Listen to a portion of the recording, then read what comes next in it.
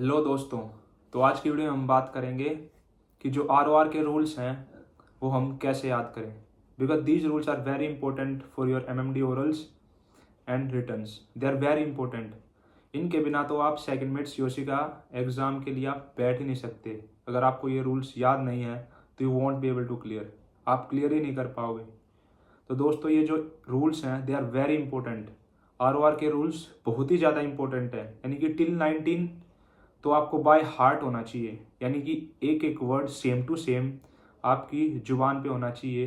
कहाँ पे कोमा आता है, कहाँ पे फुल स्टॉप आता है, कहाँ पे कुछ आता है, आपको सारा एक एक चीज़ पता होनी चाहिए। यानी कि एक एक रूल बिल्कुल बाय हार्ट होना चाहिए, पार्ट टू पार्ट। तभी आपके लिए बेनिफिशियल होगा। अगर आप कैडेटशिप में इसको याद कर लेते हो तो दोस्तों ट्रेनिंग के बाद फिर जैसे आप सेकंड में COC के लिए जाओगे तो आपके लिए बहुत ही ईजी हो जाएगा। It will be a cake walk for you. आपके लिए बिल्कुल ही केक वॉक हो जाएगा। लेकिन अगर आप अभी नहीं करोगे तो उसके बाद आपके पास इतना बर्डन आएगा कि आप समझ ही नहीं पाओगे कि रूल्स याद करूं, नेविगेशन पढूं, मेट्रोलॉजी पढूं या क्या पढूं, यानी कि कार्गो ऑपरेशन पढूं या क्या पढूं। आप इतने यानी कि इतने कंफ्यूज हो जाओगे कि आप कुछ पढ़ ही नहीं पाओगे। तो दोस्तों जितना भी कुछ यानी कि जितना भी आपके सेकंड मेट्स में आने वाला है तो वो दोस्तों अभी आप जितनी भी आपकी कैडेटशिप की ट्रेनिंग ना 18 मंथ्स की, इसमें भी थोड़ा थोड़ा कर करके आप याद कर लो। और उसमें से जो सबसे पहला नाम आता है वो ROR का ही आता है, रूल्स ऑफ रोड। ये तो दोस्तों 19 तक आप बाय हार्ट कर ही लो। यानी कि ये तो आपको याद होने ही चाहिए। इनके बिना तो आप MMD ओरल्स में बैठ ही नहीं सकते। तो आज की वीडियो में हम बात करते हैं कि ROR के रूल्स को कैसे याद करें, ताकि दोस्तों आपको आगे चल के जैसे आप सेकंड मेट COC के लिए जाओगे तो आपको दिक्कत ना हो। आप पहले से ही प्रिपेयर हो कि आपको सारे रूल्स याद हैं, और फिर आप जैसे ही 4 महीने का कोर्स करेंगे आप उसमें ईजिली आराम से पढ़ोगे।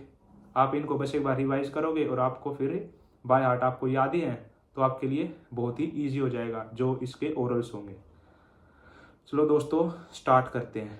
तो दोस्तों इनको रूल्स को याद करने का एक ही तरीका है, आपको इनको डेली पढ़ना है। यानी कि डेली अगर आपको इनको 1 घंटा पढ़ोगे, 40-45 मिनट या 1 घंटा डेली इनको पढ़ोगे और इनको रिवाइज करोगे, और दोस्तों उनके साथ साथ अगर इनको आप लिख के देखते हो, लिख कर रिवाइज करते हो, तो आपकी जो मेमोरी पावर है वो थोड़ी और स्ट्रोंग हो जाएगी। यानी कि आपको और थोड़ा जल्दी याद होगा। अगर आपको वो रूल 1 घंटे में याद हो रहा था तो अगर आप लिखने के बाद वो आपको 40 मिनट में याद हो जाएगा।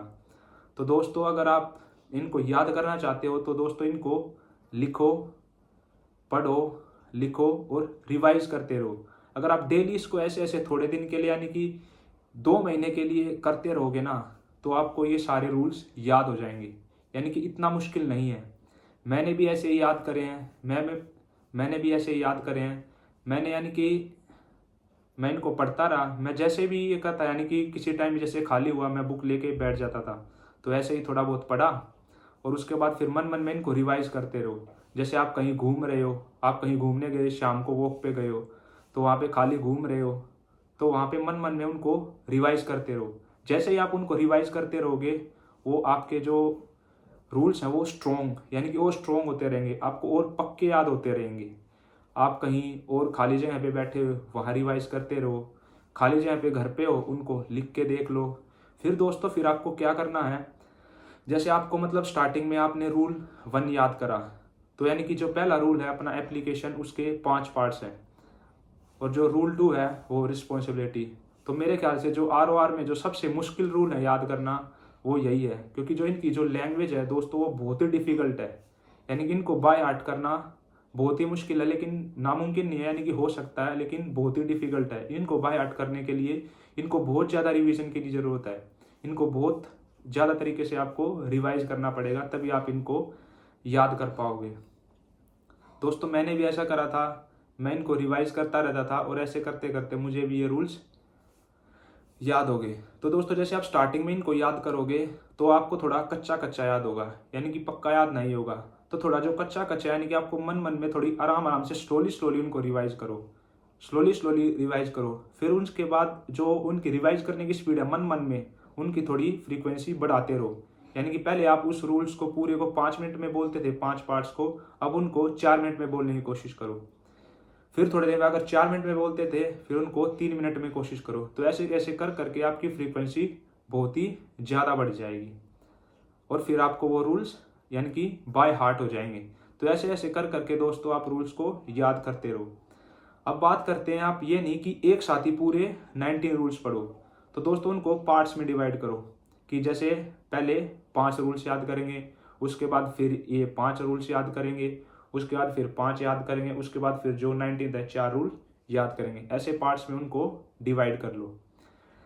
तो जैसे आप इनको डिवाइड करोगे तो आपके लिए बहुत ही ईजी हो जाएगा, यानी कि आप बहुत आसानी से इनको याद करोगे। अब दोस्तों अब ये नहीं है जैसे आपने पहले 5 रूल याद करे 5 तक और उसके बाद फिर वो आपको याद हो गए, यानी कि आपके कच्चे ही याद हुए थे, लेकिन आपने सोचा कि हाँ मुझे तो याद हो गए हैं, let's switch to next 5 rules, next 5 पे स्विच करते हैं। तो जैसे ही आपने पहले 5 याद करके साइड में करे, आप नेक्स्ट 5 पे स्विच हो गए, और जैसे आपने वो 5 थोड़े याद करे, आप पिछले 5 भूल गए। तो दोस्तों ऐसा नहीं करना है। अगर आप ऐसा करोगे तो दोस्तों ना ही आपको नेक्स्ट 5 याद होंगे और ना ही वो पिछले 5 होंगे। तो दोस्तों जैसे ही आप नेक्स्ट 5 याद करोगे तो जो पिछले 5 हैं उनको भी रिवाइज करते रहना है, उनको भी साथ साथ रिवाइज करते रहो ताकि आप वो भी ना भूलो, क्योंकि they are also very important. अगर आप पिछला ही भूल जाओगे तो जो नेक्स्ट पार्ट है उसका कोई मतलब नहीं बनता। तो दोस्तों ऐसा याद करो कि आप उनको भूलो ही ना, ऐसा याद करना है। तो वैसा कैसे याद होगा, आप उनको रिवाइज करते रहो, लिखते रहो, तभी जाके आपको वो याद होगा।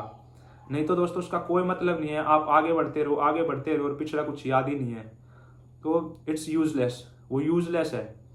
तो उसके लिए दोस्तों इनको अभी से स्टार्ट करो। ट्रेनिंग पीरियड में आपके पास 18 मंथ्स की ट्रेनिंग है, तो आप 18 मंथ्स में थोड़े थोड़े रूल भी करोगे तो आपको रूल्स याद हो जाएंगे। और साथ ही साथ अपना जितना नेविगेशन है, मेट्रोलॉजी, वो नॉर्मली पढ़ते रहो, उनके न्यूमेरिकल्स सॉल्व करते रहो, जो भी है करते रहो, और लेकिन मेन फोकस अपना ROR पे करो। तो मैंने भी ऐसे ही करा था दोस्तों।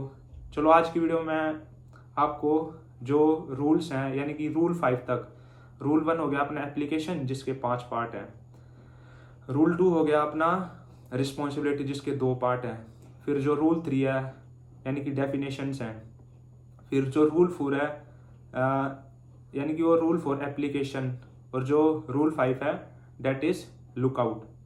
तो दोस्तों चलो मैं आपको अभी यानी कि सुना के बताता हूँ कि मैंने इनको कैसे याद करा था, कैसे बाय हार्ट करा। जैसे मैं ऐसे बोल रहा हूँ, आप भी ऐसे ही बोल पाओगे। अगर आप जैसे मैंने आपको बताया है ऐसे ऐसे याद करोगे तो जैसे मुझे याद हुआ है आपको भी ऐसे याद हो जाएगा। क्योंकि दोस्तों मैं भी अभी ट्रेनिंग पीरियड में ही हूँ, मेरा भी 6 महीने का ये ट्रेनिंग पीरियड हुआ है। तो मैंने जैसे याद करा है आप भी ऐसे ही याद करोगे तो आपको भी बहुत ही आसानी से याद हो जाएगा। चलो दोस्तों तो पहला रूल करते हैं, rule 1 application, that is part A. These rules shall apply to all vessels upon high seas and all waters connected therewith navigable by sea-going vessels. Then B. Nothing in these rules shall interfere with the operation of special route made by an appropriate authority for roadsteads, harbors, rivers, lakes or inland waterways connected with high seas and navigable by sea-going vessels. Such rules shall conform as closely as possible to these rules. Then part C. Nothing in these rules shall interfere with the operation of special route made by the government of any state with respect to additional station or signal lights, shapes or visual signals for ships of war or vessel proceeding under convoy, or with respect to additional stations or signal lights, shapes for fishing vessel engaged in fishing as a fleet. These additional station or signal lights, shapes or visual signal, so far as practicable, be such that they cannot be mistaken for any light, shape or signal prescribed elsewhere under these rule. अभी बात करते हैं rule D, rule 1 का D part, traffic separation scheme में be adopted for the purpose of these rule. अभी बात करते हैं रूल E यानी कि पार्ट 1 का रूल 1 का E पार्ट। वो दोस्तों कैसे हैं, whenever the government concerned shall have determined that a vessel of special construction or purpose cannot comply fully with the provision of any of these rules with regard to number, position, range or arc of visibility of light or shapes, or as well as the disposition and characteristics of sound signal appliances. Such vessel shall comply with such other rules in regard to number, position, range or arc of visibility of light and shapes, as well as the disposition and characteristics of sound signal appliances, as a government shall have determined to be the closest possible compliance with this rule in respect of that vessel. चलो अभी recite करते हैं rule 2। तो दोस्तों आपको rule 1 याद हो गया होगा, यानी कि याद नहीं होगा। अगर आप ऐसे ही याद करोगे तो जैसे मैंने रिसाइट करा आप भी ऐसे ही कर पाओगे। यानी कि मैं इसको और ज़्यादा स्पीड से भी कर सकता था, लेकिन मैंने थोड़ा धीरे धीरे ही करा था कि आप स्टार्टिंग में ऐसे ही धीरे धीरे याद करो। चलो दोस्तों अभी मैं आपको रूल 2 रिसाइट करके सुनाता हूँ। Nothing in this rule shall exonerate any vessel or the owner, master or crew thereof from the consequences of any neglect to comply with these rules or of the neglect of any precaution which may be required by ordinary practice of seamen or by the special circumstances of the case. अभी B part. In construing and complying with these rules, due regard shall be had to all dangers of navigation and collision and to any special circumstances, including the limitations of the vessel involved, which may make departure from the rule necessary to avoid immediate danger. तो दोस्तों ये था rule 2 responsibility.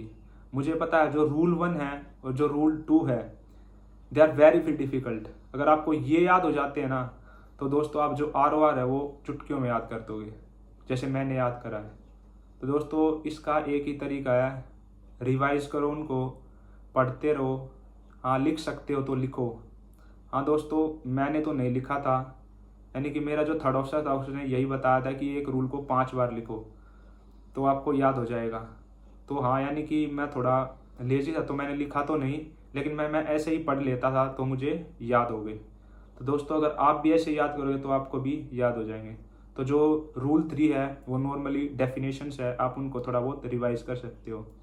और जो rule 4 application, these rule shall apply to vessels in any conditions of visibility. यानी कि जो ये रूल 4 है ये तो ये बताता है कि ये जितने भी रूल्स होंगे ये किसी भी कंडीशंस में, वेसल किसी भी कंडीशंस में उन पे अप्लाई होगा। और जो रूल 5 है दैट इज लुकआउट। तो जो रूल 5 है लुकआउट दोस्तों दिस इज़ वेरी इंपॉर्टेंट, वो बहुत ही इंपॉर्टेंट है। उसको तो दोस्तों बाय हार्ट हो जाना चाहिए, यानी कि सभी इसको याद करो। ये छोटा सा रूल है, इसमें इतनी कोई दिक्कत नहीं आएगी। तो मैं आपको एक बार रिसाइट करके सुना देता हूँ। Every vessel shall at all times maintain a proper lookout by sight and hearing as well as by all available means appropriate to the present circumstances and conditions so as to make full appraisal of the situation and of the risk of collision। तो दोस्तों ये ऐसे मैंने recite करा है।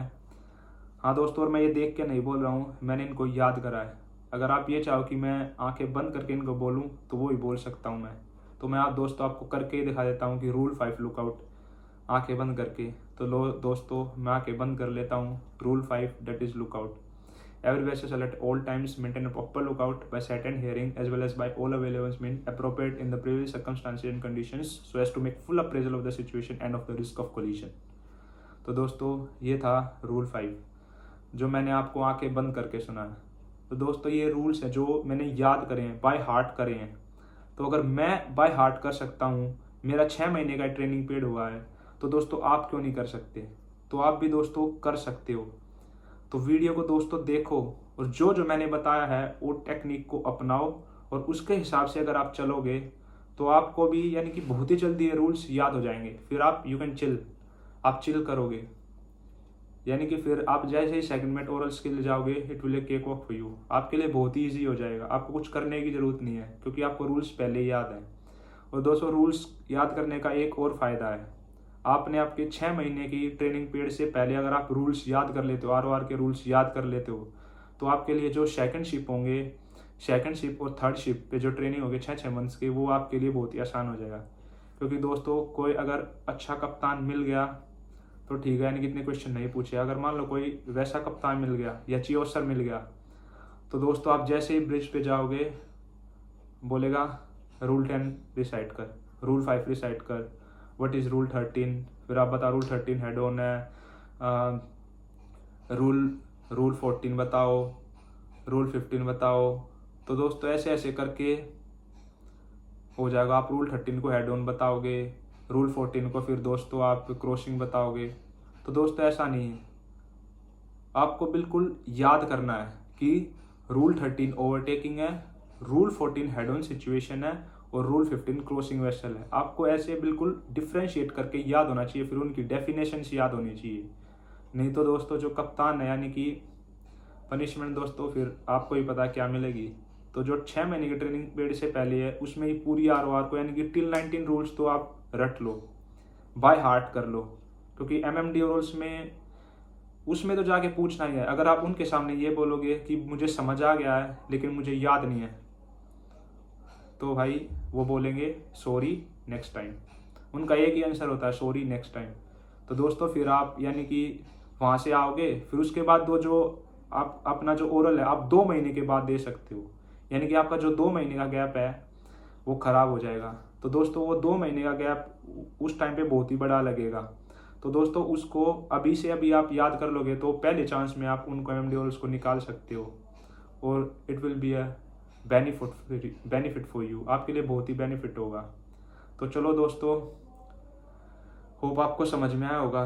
तो दोस्तों मैंने तो रूल 19 तक अभी याद कर लिए हैं, रूल 5 रूल तक मैंने आपको बताया भी है। तो किसी अगली वीडियो में मैं जो अगले रूल्स हैं आपको रिसाइट करके दिखाऊंगा, यानी कि जो आपको अभी डिफ़िकल्ट लग रहा होगा आगे चल के वो है रूल 8, रूल 9 और रूल 10। तो ये दोस्तों आई थिंक आपको बहुत ही मुश्किल लग गया होगा। जो रूल 8 है actions taken to avoid collision, जो रूल 9 है नैरो चैनल, और जो रूल 10 है that is traffic separation scheme that is TSS, ये 3 बहुत ही बड़े बड़े रूल हैं। तो इनमें भी आपको डिफिकल्टी आएगी, तो इनको भी मैं बताऊंगा इनको कैसे याद करना है, क्योंकि उनके एक के यानी कि जो रूल 8 है मान लो उसके 7-8 पार्ट है, रूल 9 है उसके 7-8 पार्ट है, रूल 10 है उसके 13-14 पार्ट्स हैं। तो दोस्तों उनको कैसे याद करें, यानी कि उनको लाइन वाइज याद होना चाहिए, सीक्वेंस वाइज याद होना चाहिए। तो उनको मैं अगली वीडियो में किसी वीडियो में आपको बताऊंगा कि उनको कैसे याद करें, कैसे सीक्वेंस में याद करें। मैंने याद करें दोस्तों, आप भी कर सकते हो। तो चलो दोस्तों वीडियो को यहीं ख़त्म करते हैं। वीडियो अच्छी लगी हो तो वीडियो को लाइक करो, वीडियो को शेयर करो और मेरे चैनल को सब्सक्राइब कर लो। और दोस्तों ऐसे ही मेरी वीडियो को ROR के रूल्स को देखते रहो।